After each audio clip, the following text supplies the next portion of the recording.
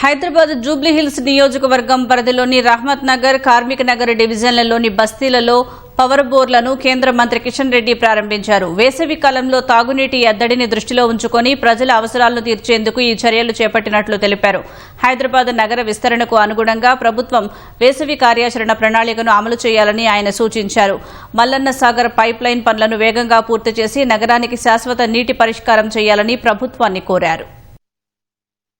వర్షపు నీటి పైప్ లైన్లో పేరుకుపోయినటువంటి సిల్ట్ తీయడం కానీ, అదేవిధంగా మంచినీటి ఎద్దడి లేకుండా చూడాల్సినటువంటి అవసరం ఉంది. మల్లన్న సాగర్ నుంచి తీసుకురావాల్సినటువంటి పైప్ లైన్ పూర్తి చేసి హైదరాబాద్లో ఈరోజు చాలా కొన్ని ఏరియాస్లో 2 రోజులకు 3 రోజులకు అవుట్స్కట్స్లో ఉన్నటువంటి కాలనీలలో వాటర్ వస్తూ ఉంది. అది కూడా వచ్చినప్పుడు గంట సేపు వస్తుంది. అరకొరగా ప్రజలు మరి ఇష్టం వచ్చినట్టు మోటార్లు పెట్టుకోవడంతో మరి చివరి వారికి తాగునీరు అందేటువంటి పరిస్థితి లేదు. ఈ విషయంలో ప్రభుత్వం ఆలోచన చేసి తాగునీటి సౌకర్యం మరింత మెరుగుపరచాల్సినటువంటి అవసరం ఉందని చెప్పి మనం చేస్తాం.